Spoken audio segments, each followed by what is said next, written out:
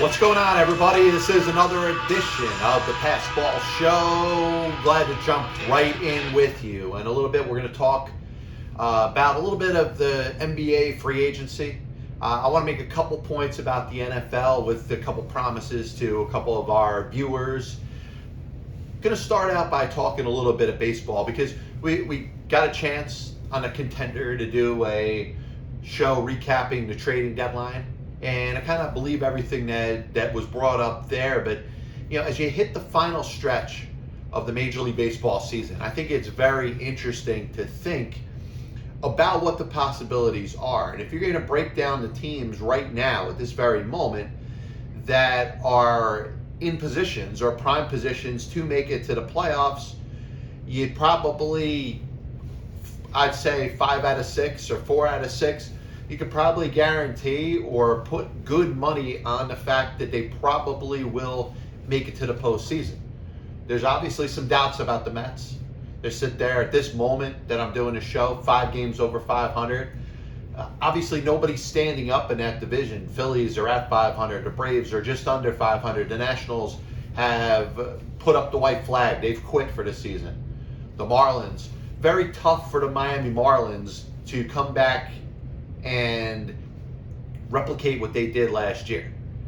It's not that easy because the Marlins were not expected to be postseason bound last year. They were not expected to be really in the mix with the other teams in that division. But the Mets weren't good, the Nationals weren't good, the Phillies were disappointing, and the fact that MLB opened up its playoff format to put 62.5% of its teams in the postseason, kind of like the NBA does, kind of like the NHL does, just for one season, gave the Miami Marlins a good opportunity to go in there and make it to the postseason. Now, they identified themselves this year and say, hey, you know what? I don't know if last year was necessarily a fluke, but it probably was something that was very hard to sustain for another season. Now, are the Marlins going to eventually get back on track? Yes, I believe that they are.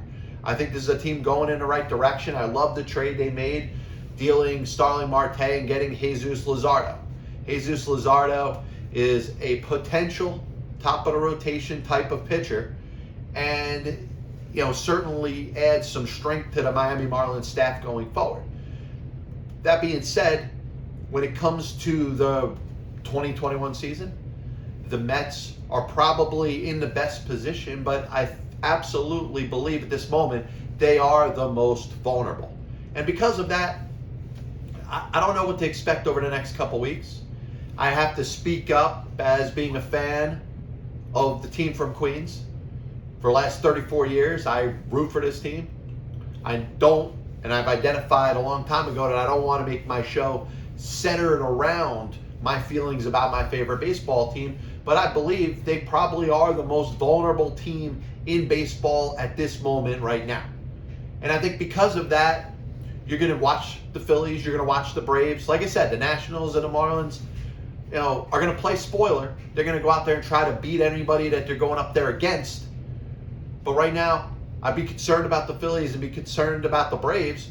And think about what these teams did at the trading deadline, mostly the Atlanta Braves, because the Braves, which I'm sure some of their fans looked at some of the things that unfortunately happened to them this year, the disgusting allegations against Marcell Ozuna, a player that was great for them last year, a player that they signed to a 4-year contract to be an Atlanta Brave for a long period of time. Obviously, anything that's domestic violence oriented should be considered intolerable and unacceptable. And you have to deal with that, but also deal with the baseball angle of it, that Marcell Ozuna is not going to be suiting up, playing left field, and batting in the middle of the Atlanta Braves batting order. So you get yourself through that, and now you got to deal with one of the most exciting young players in baseball, kind of right about to enter his prime, and Ronald Acuna gets hurt and is out for the rest of the season. You couple that with the fact that the Braves, for the most part of the season, have been playing under 500. In fact, they haven't been over 500 all season. It would probably be a good year to just say, hey, it's not our season. But the Braves at this deadline were very aggressive. They went out there, they got Jorge Soler, they got Adam Duvall.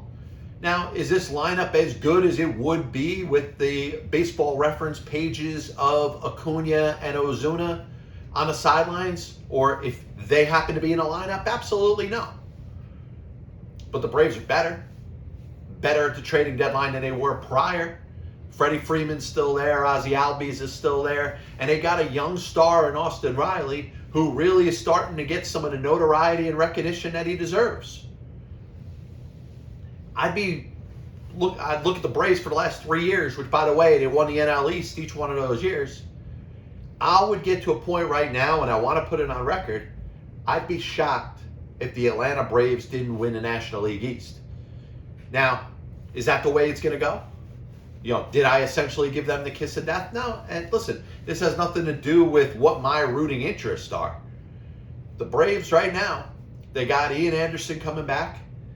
They have a talented ball club, and I think they're going to start to put pressure on the New York Mets. Now, what either the Braves or the Phillies have to do right now, and this will be my concern for either one of these squads, is they have to play some consistent baseball.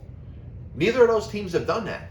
And it's not like the Mets have really done anything to separate themselves from anybody else, but their worst stretches of the season have been .500 baseball. In fact, the worst stretch of their season probably is the last week or so right now. Now, could things take a turn and be even more sour? Sure. I mean, they have a 13-game stretch in August where they're playing the Giants, the Dodgers, the Giants, and the Dodgers, or some, type of order like that for 13 consecutive games. Now, that's the only time that they're going to play them, not counting the postseason if there is one for the Mets. But that's going to be a brutal stretch playing against two of the best teams in baseball and playing nothing but them for 13 consecutive games. But the question's going to be, because the Mets have struggled to run away with this division, the Braves and the Phillies are both in positions right now. If they could play the best baseball for the rest of the season and play, let's say, 10, 12 games over .500 for the rest of the way, they got as good of a chance as the Mets to win that division. Mets just don't score enough runs. Every team's suffering through injuries in some way, shape, or form. But I'd be worried about the Mets, who have been in first place for 80 consecutive days or something like that. I think that reign, as far as being in first place, is probably going to come to an end soon. And like I said, I'm not Nostradamus.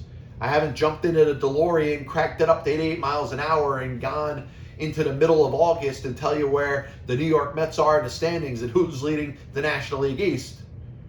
But I'd be worried about this team right now. And if I'm the Braves, if I'm the Phillies, this is their shot, their chance, their opportunity to make up some ground. Phillies play the Mets this weekend. If they could sweep them, they could take 2 out of 3. I think the momentum is starting to move in their direction. And the Braves had as good of a trading deadline as they could possibly have. Getting Soler, getting Duvall. They added some power to their lineup. And getting Dick Rod from the Pittsburgh Pirates strengthens their bullpen a little bit. Are the Mets a little better with Javier Baez? Sure. But at some point, as a unit, their offense has to show that they can put up some runs. I don't care who they're playing, whether it's the Marlins or the Orioles or the Dodgers and the Giants. They got to find some way to score 4 or 5 runs a game on a consistent basis. Because their pitchers, once again, are pitching on eggshells, knowing if they get down a run or two, they're in trouble. Because that offense does not have the capability of hanging with the other team's offense. Now listen, are they good late in clutch? Or, late in the game when they're down a run or two? Yeah, they've had some of the best wins in baseball coming into the 7th, 8th, and 9th innings this year. But you can't count on this team to do that game in and game out. They have to put up, early on in the game, a consistent enough amount of runs to make you believe that this is a good baseball team. Is it a bad baseball team? No. But I don't look at this team right now, at this moment, as a playoff team.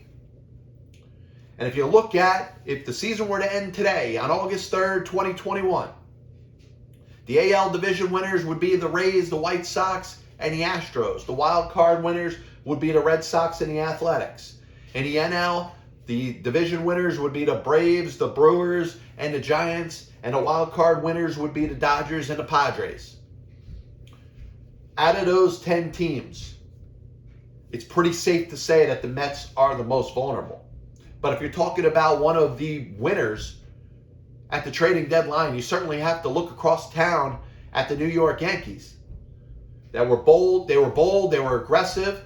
They got Joey Gallo and they got Anthony Rizzo on their terms, with the Rangers and Cubs respectively picking up the players' salaries for the rest of the season. Yankees get to stay under the luxury tax threshold. This is a time for them to make a move. And coming into this season, it was very hard to say that the Yankees on August 3rd would be on the outside looking in when it comes to the AL playoffs. Because I looked at the White Sox and I liked what they did this offseason, and I love the position that they're in. They certainly, to me at this moment, looked like the best team in the American League. And that's something that I believed as we got into spring training this year. The Rays are a surprise after trading Blake Snell, not re-signing Charlie Morton. Some of the moves they made over the course of the season, it seems like everything they touch turns into gold. Every player they move on from doesn't seem to have a whole lot left. The Red Sox have been a surprise, but similar to the Giants in the National League, you get to a certain point where you believe in them as a baseball team. And to somehow think that the Red Sox are anywhere near resembling what they were in 2020 is, I don't know, that's just some bad logic if you really feel that way. Because, you know, I've showed and I've spoken about the lack of value in a Major League Baseball manager. This is the one spot where I feel like I'm eating a little bit of crow here. Alex Cora has made a difference in that clubhouse. Alex Cora has changed the perception of that ball club, which was down and out last year. A lot of it had to do with the trade of Mookie Betts. You know, you win a World Series championship in 2018. You know, you look at the injury to Chris Sale. This looked like it was a team that was on its way backwards, on its way down. And they've come out there with, I think, a lot of the energy from their manager, who I think all along the players that have been there for a while have believed in.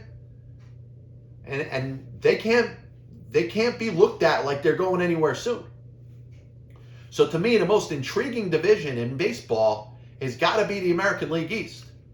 Like I said, to this point, you say the Rays, based off of anything that they touch turning into gold, you got to start to believe that maybe they're God's team. You know, you look at it, this team that seems like every player that they move on from is moving on at the right time for them. Every player they bring in, like I've spoken before about systems in baseball, for some reason, the Rays have a system where they import certain players in and they expect and get the same results out of them. So you can't believe that they're going anywhere. And that doesn't bode too well for the Yankees, but if there is a team in baseball that's going to get a shot in the arm, if there's a team in baseball that's going to get, a huge rush of energy going into the last couple months of the season, it's going to be the New York Yankees. Tell me Anthony Rizzo doesn't strengthen that offense. Joey Gallo, you add that to Judge and Stanton and the other players that are in that lineup. The Yankees should be going out there scoring 4, 5, 6 runs every game. They had a nice weekend coming off the trading deadline, but now they're still at this moment on the outside looking in. Is it easy? Would it be an easy take to say the Yankees are probably the team with the best chance of making the playoffs that isn't in a playoff spot right now? Well, I think it was kind of a tie. It's between the Yankees and I'd say the Braves and the Phillies. Part of it, like I said, is the Yankee surge that you expect after making moves like that. Going out there, getting Gallo, getting Rizzo. Andrew Heaney wasn't good, but I think he adds a little bit of depth to their rotation. I know they got a little bit of a coronavirus problem. Garrett Cole going on the CI or the CL. Gio Urshela's got a hamstring injury. Every team's got to deal with injuries. But certainly the Yankees, even though they got some ground to make up, I think, if you're going to pick a team in baseball that's not in the playoff picture as we speak, to go on a 10-game winning streak, to win 12 out of 15, to win 18 out of 24, I believe in the Yankees. And like I said, I look at the Phillies, made a deal with the Texas Rangers to get Kyle Gibson and Ian Kennedy. I'm not huge on Kyle Gibson. He's having a great year. His track record for his time with the Minnesota Twins said, hey, he'd probably be a formidable middle-of-the-rotation starter. But I think he was pitching a little out of his league, a little out of his head or out of his mind for the Rangers, especially a bad baseball team, to go out there and really be the formidable starter for a team that's pretty much losing every game that you don't pitch. I thought a team was going to pick up Kyle Gibson and he wasn't going to perform well for him. Now, does that mean he's not going to pitch well for the Phillies? I don't know. Ian Kennedy's kind of had a little bit of resurgence in his career as a late game reliever.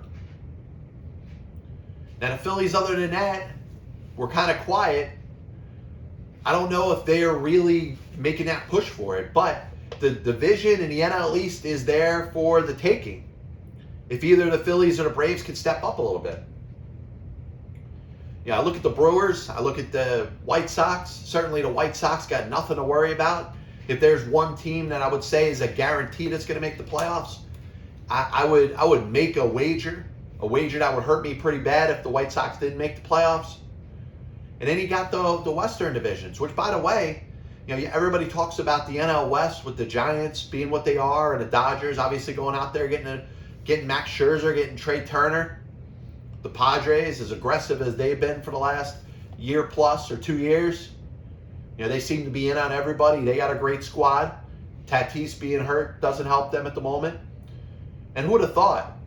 Two teams sitting there in their current spot in their divisions in third place. Yankees, Padres. That's why it's baseball. Baseball is something that really is hard to predict. You can't say that teams are going to finish in a certain order.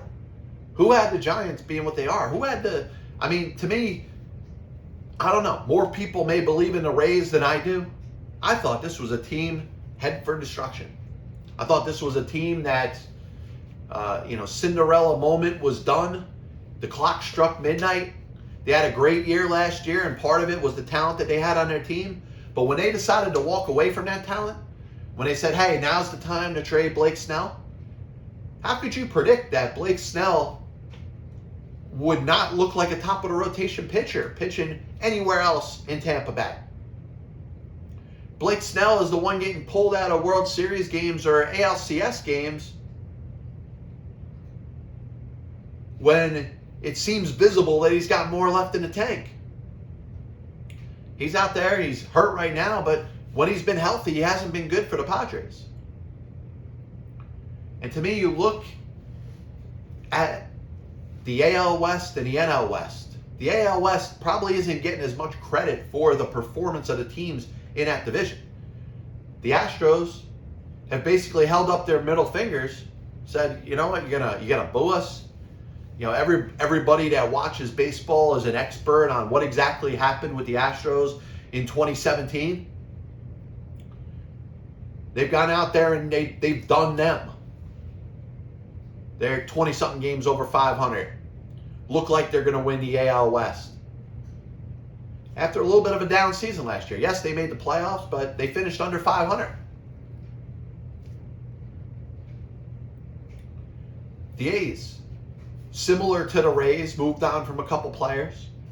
But, listen, they have some strength. Matt Chapman, Laureano, they went out there and they made a bold move by paying Starlin Marte's contract, by having the Marlins pay Starlin Marte's contract and parting with Jesus Luzardo. Then there's the Seattle Mariners. And I think when it came to the trading deadline this year, there was a lot of talk about should the Mariners kind of go more in, or like I said, with a team like the Giants, as many games as they are over 500 and pretty much getting closer and closer to locking up a playoff spot, do you necessarily have to part with your future to make a run in the playoffs this year? Especially if that run was unexpected. Because I think it's interesting to look at it that way. And I'm not saying that the Mariners or the Giants or anybody else that may not have had realistic playoff aspirations coming into this season should say, hey, it wasn't supposed to be our year. I don't believe in that way of thinking. I think that's a lousy and lazy thought process and philosophy. But I think the Mariners are looking at their future. Julio Rodriguez, Jared Kelenic, Logan Gilbert, amongst others. They have a lot of good young prospects that they expect to be core pieces of their ball club going forward. And they made the deal for Abraham Toro with the Astros, trading Kendall Graveman, which I think was kind of a question mark because Graveman's been their best relief pitcher, and they traded him to a division rival. The team they're chasing, the Mariners are chasing the Astros. Why would you trade your best relief pitcher to the team that's leading your division and you're trying to go out there and beat and catch? But then they made the move for Diego Castillo. They obviously got a couple pieces back, including Toro, who I think is a controllable young player. Maybe their starting third baseman down the road. If you think of Toro at third, J.P. Crawford at short, Shed Long at second, Evan White at first, that may very well be their infield going forward. And they're all young players, and they all have a ridiculous amount of upside. Then you throw Rodriguez and Kelenic in the outfield. Taylor Trammell. And you got Torrens, the young catcher.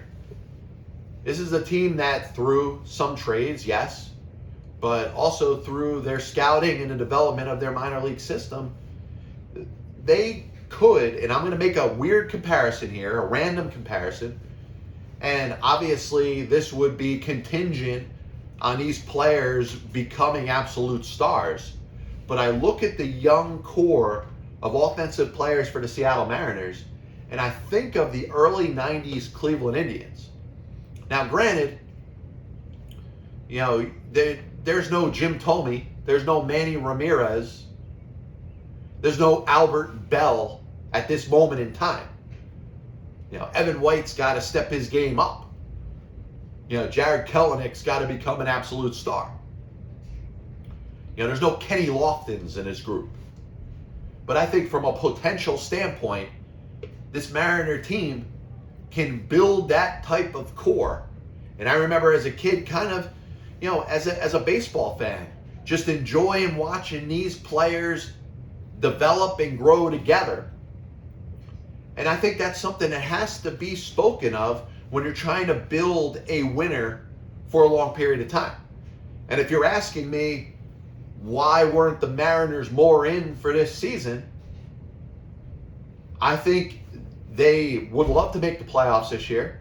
If they made it to the postseason and had a good series against a team, let's say they win a wild card game, and then they match up against the White Sox and push them to the distance when it comes to a series, it'll be a great learning experience.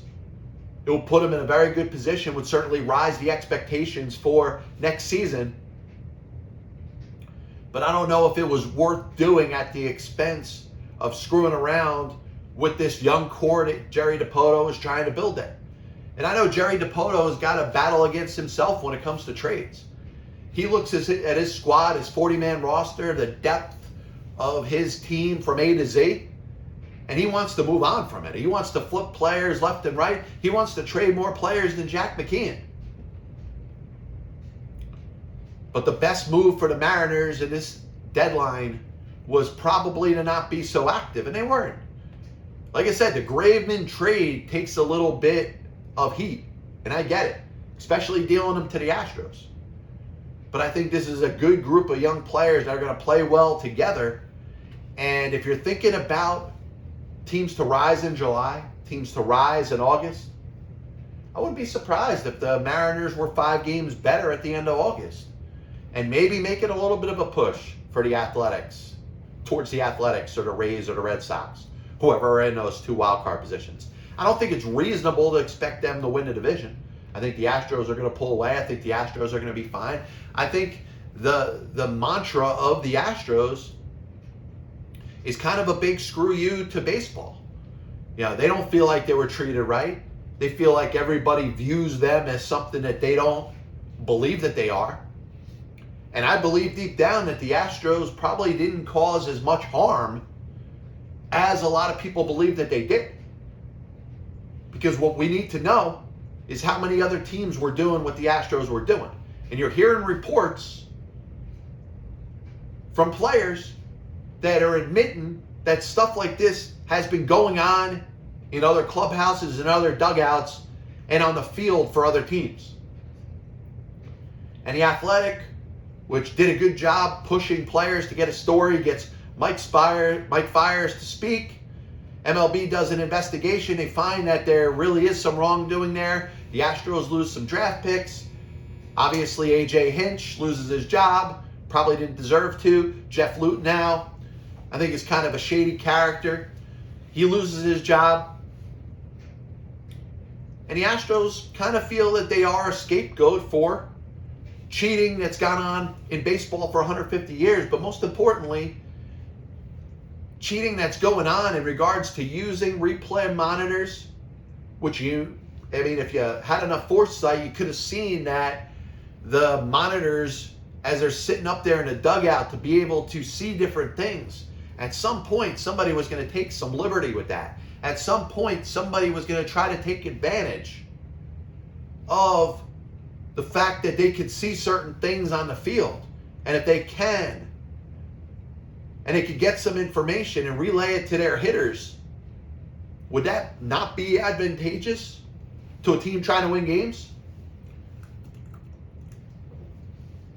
And if you think about it, the catcher, for however many years, keeps putting number 1 down for a fastball. You make it so blatantly obvious, and if the hitter could see out of the corner of his eye that you're putting number 1 down for a fastball, you could read that fastball and hit it a mile. Teams need to do a better job of protecting their signs. And I understand there's sequences. Hey, we go with the third sign, whatever. The pitcher and the catcher know it. A lot of signs are coming from the dugout, so the catcher, even though he's involved, he's not relaying anything. But I think there should be a more thorough process when it comes to signs and the way that they're relayed on to the hitters. I mean, this simple thing when you're talking about catchers, just sitting there with putting 1 down for a fastball, 2 for a curveball, wiggle for the off-speed pitch. Why are you making it so obvious? And then you have the nerve, the audacity to get on your opponent when they're taking their signs. Stop making the signs so obvious. You figure in the year of 2021 with technology that there'd be some sort of communication between a pitcher and a catcher that wouldn't involve 1 for a fastball, 2 for a curveball, and the wiggle is the off-speed pitch. At some point, you want to see some change.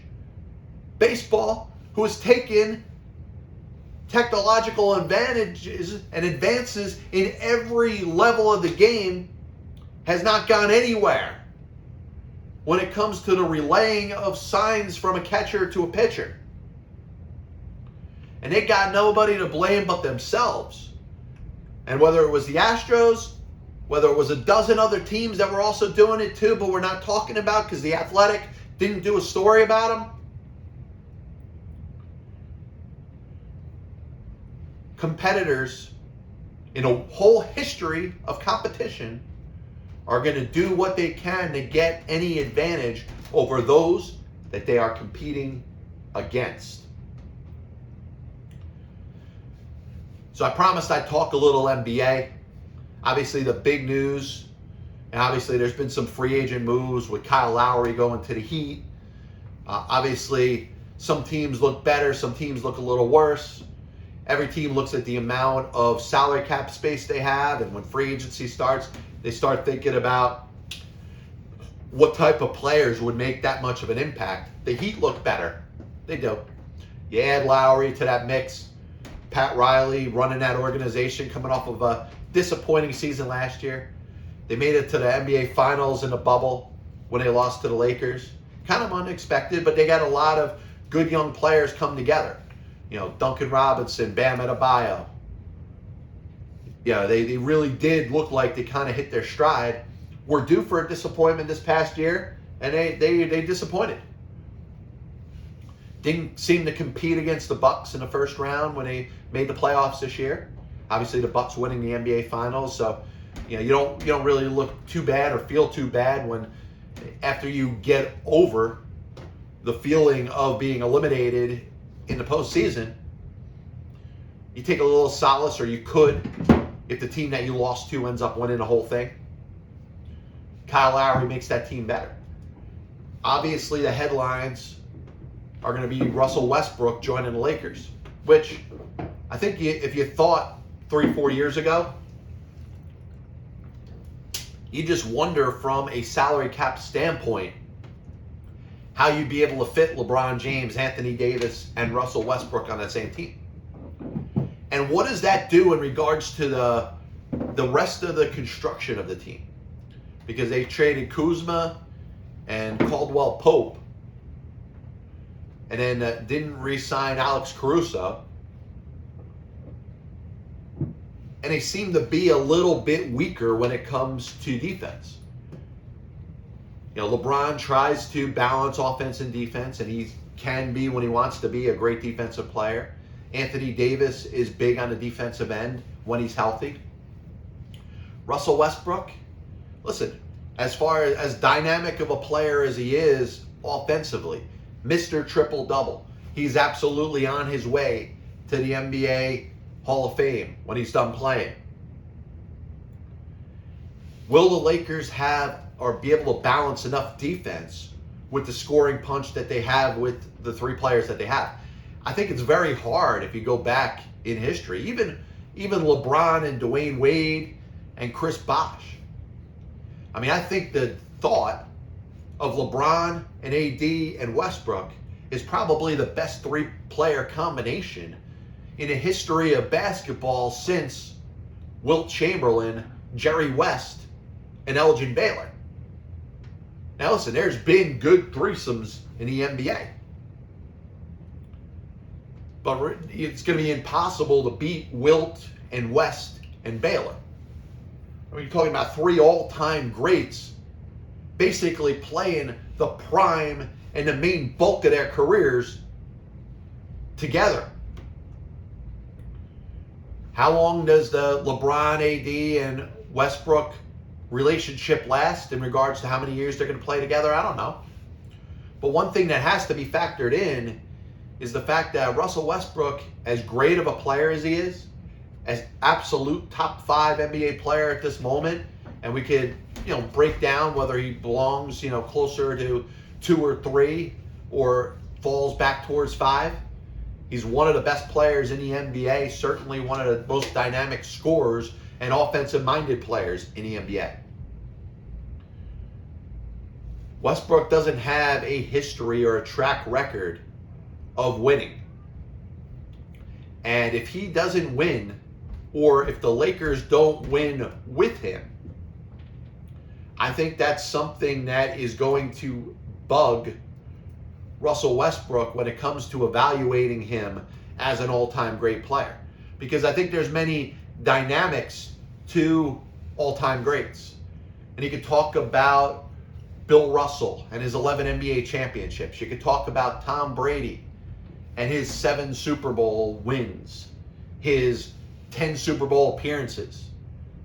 And I think you could talk about how often somebody is part of a winning team and use that, if you want, as the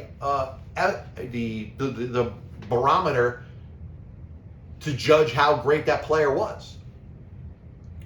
Russell Westbrook is going to be playing for his 4th team in 4 seasons after really being the franchise player in Oklahoma City.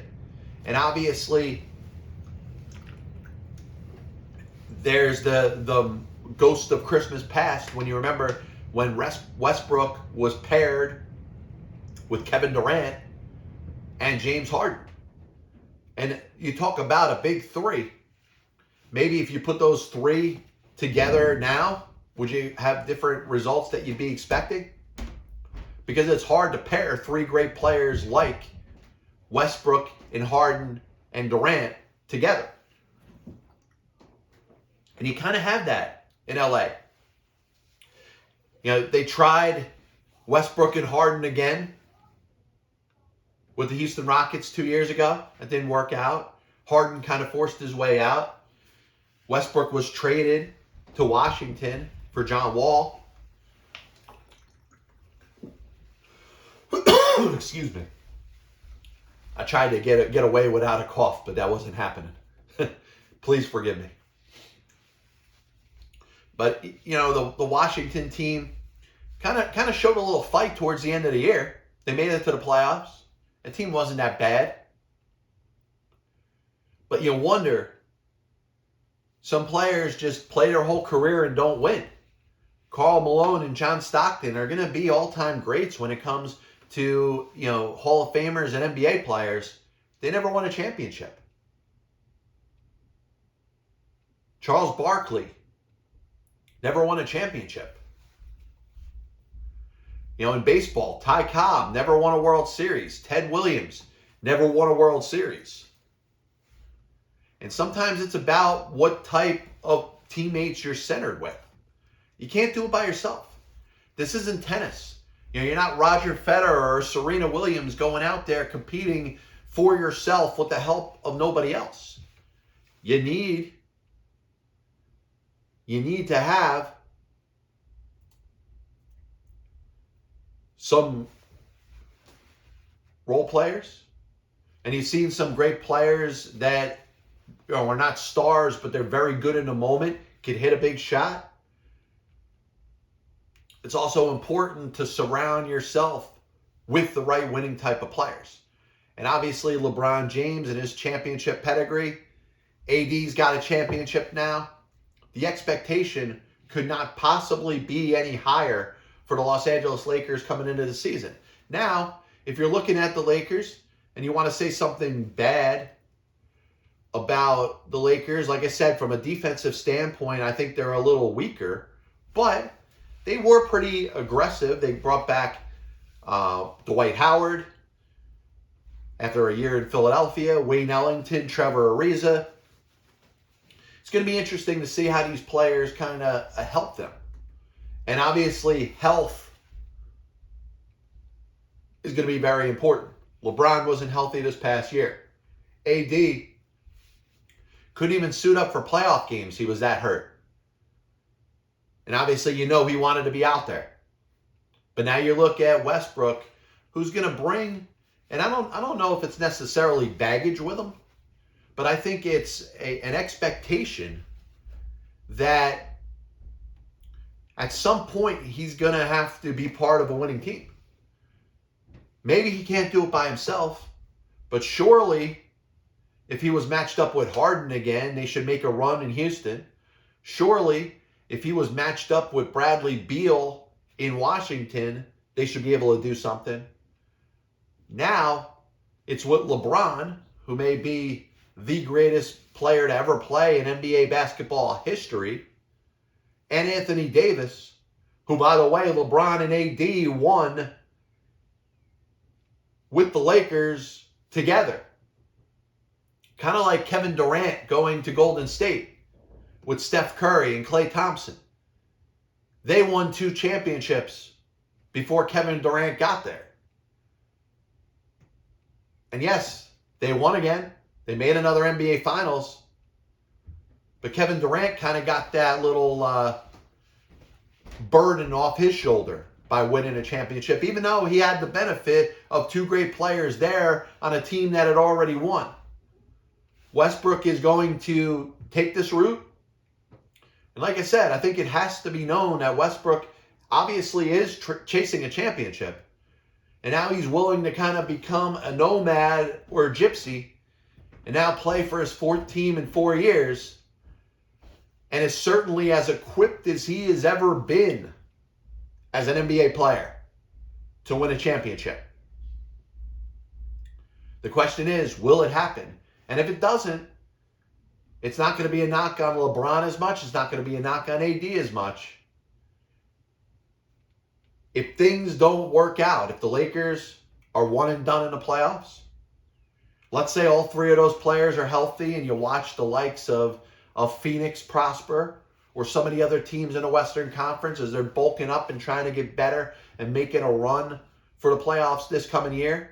If they get better and the Lakers get a little worse, a lot of blame is going to be thrown towards Russell Westbrook. To this point, he hasn't won a championship. He's certainly chasing one. Are the Lakers better or worse with Westbrook in the mix? I think LeBron can be that kind of fill in the gaps type of guy. He doesn't have to be the ultimate scorer. Westbrook can facilitate, can pop 30 a game. He can get the triple doubles day in and day out. AD can help out on offensive and defensive boards. But once again, I can't name a big three on a given team, not named Chamberlain, West, and Baylor, that looks as good on paper as LeBron James, Anthony Davis, and Russell Westbrook. So when it comes to the upcoming NFL season, one of the lazy takes when it comes to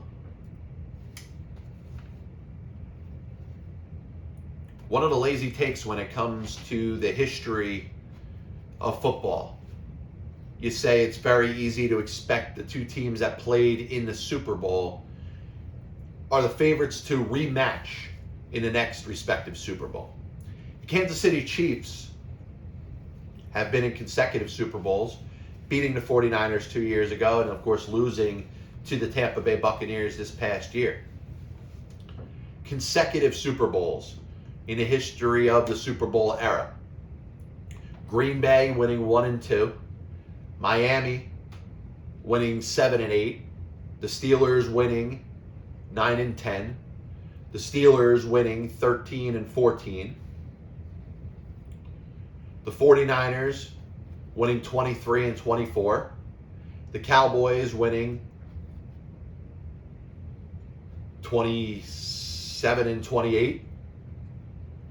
Denver winning 32 and 33. New England, and I'm struggling with Roman numerals, winning 38 and 39. And it hasn't happened since. So the Buccaneers and Tom Brady, even though Tom Brady was the quarterback, the facilitator, the leader of the last team in the NFL that won consecutive Super Bowls, it hasn't happened in quite a while. You're talking about, 18 years?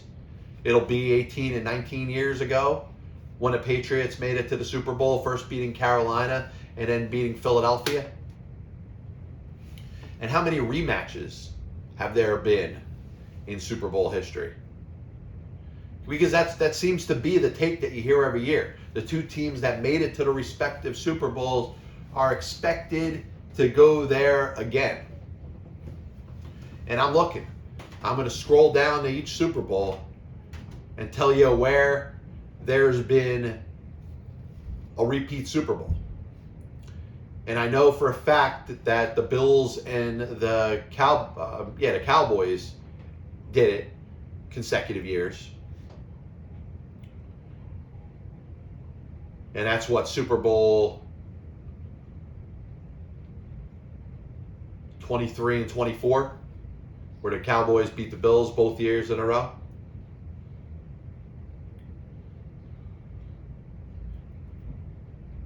It's hard to do. It's hard to repeat and get back to the Super Bowl, let alone have both teams do the same thing. And one of the biggest things that I've said when it comes to the NFL is parity exists in this sport more or greater than any other sport. The Jacksonville Jaguars had the worst team in the NFL last year. They end up getting Trevor Lawrence. He's expected to be the real deal. That team instantly is competitive. They should be in the mix for a playoff spot this year. That's the problem in the NFL. It's hard to have a dynasty, and that's why you appreciate a little bit what the 49ers did in the 80s, what the Cowboys did in the 90s, what the Patriots really did for the balance of 20 years. In this day and age, with free agency being what it is, the struggles that exist when it comes to the salary cap in the National Football League, you start to really appreciate what teams have been able to do. The Passball Show is brought to you by JohnPLA.com, by St. Aloysius Church in Jackson, New Jersey, by 2 Ways, One Passion Food Truck located in Scranton, Pennsylvania. As always, I'm happy to be with you. You can check out the Passball Show on YouTube. It's also available as a podcast on Spotify, Apple Music, and Amazon Music. We'll be back with you next week. God bless you. And as always, I'll see you on the other side.